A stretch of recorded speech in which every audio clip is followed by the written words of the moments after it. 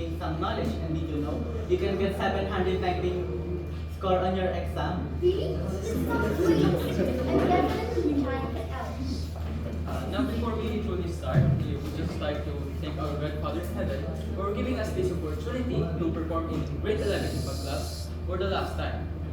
You can call me Sir Gabriel, and together with my members, Ms. Corona, Sir Paladonea, Ms. Ancinas, Ms. Lavica, Sir Bordalota, Ms. Luga, and lastly, Sir De La Cruz, will start presenting our work.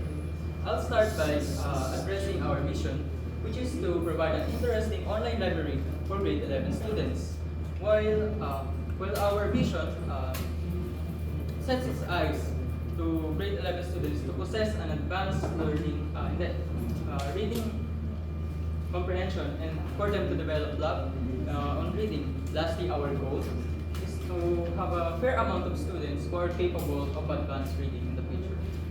But our mission, vision, and goals are not just ideas. They are grounded in research.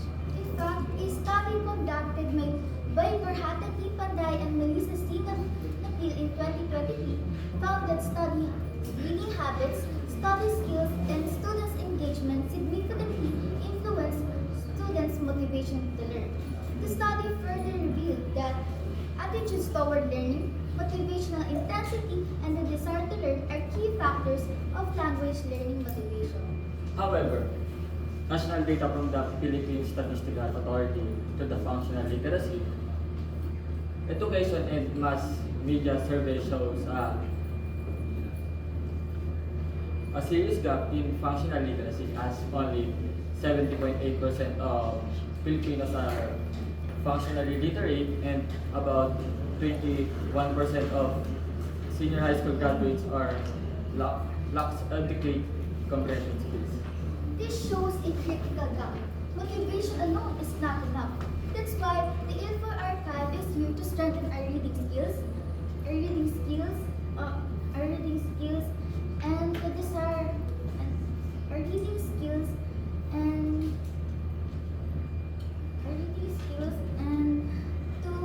to make learning more meaningful and lasting for every learner's experience.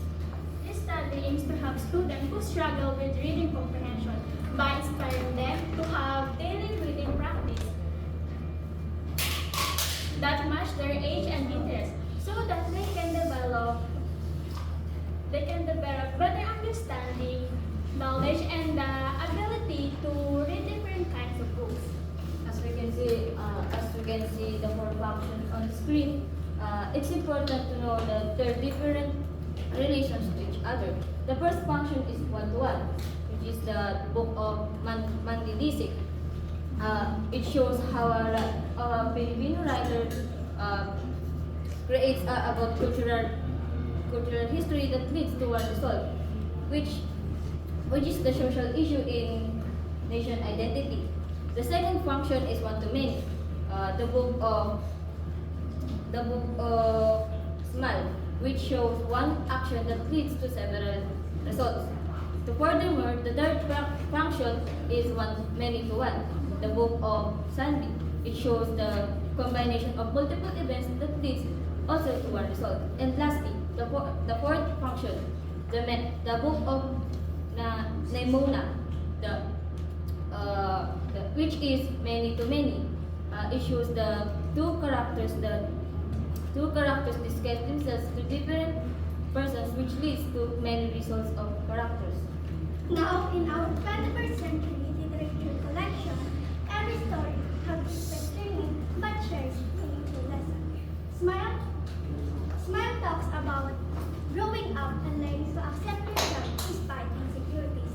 On a Sunbeam may be set in space when it focuses on friendship, love, and finding worthy to love. And then Mona is full of action and humor, while it makes us question who is the real hero or villain is.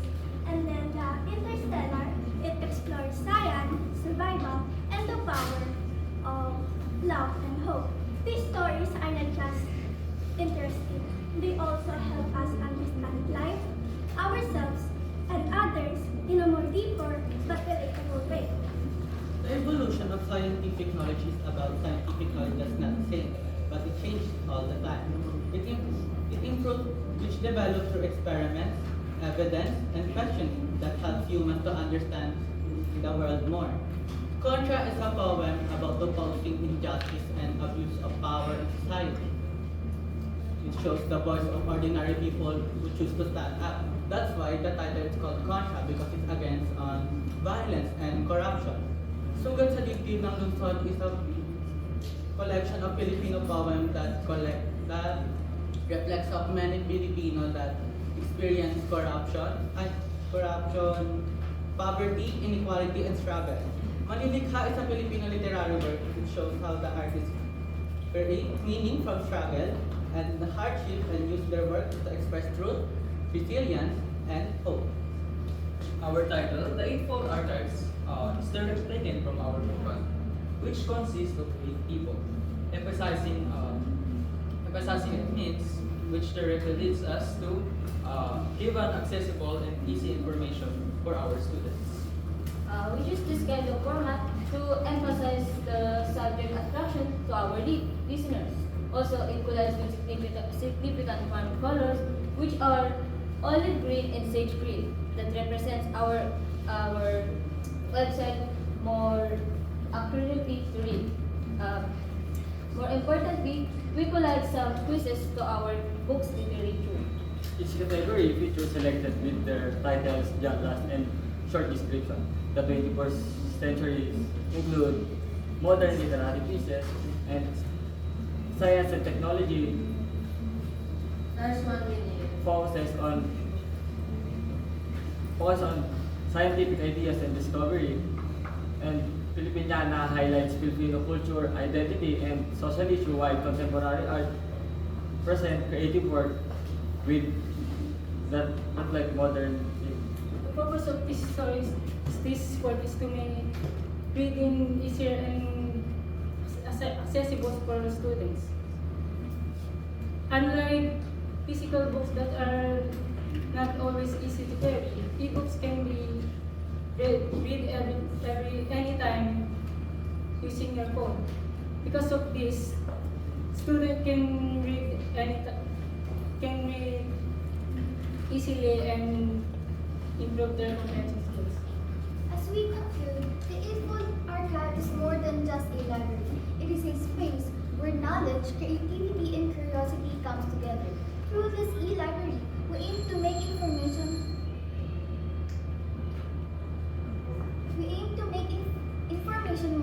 more accessible and meaningful for every learner. Thank you for joining us on this journey towards smarter, more connected learning.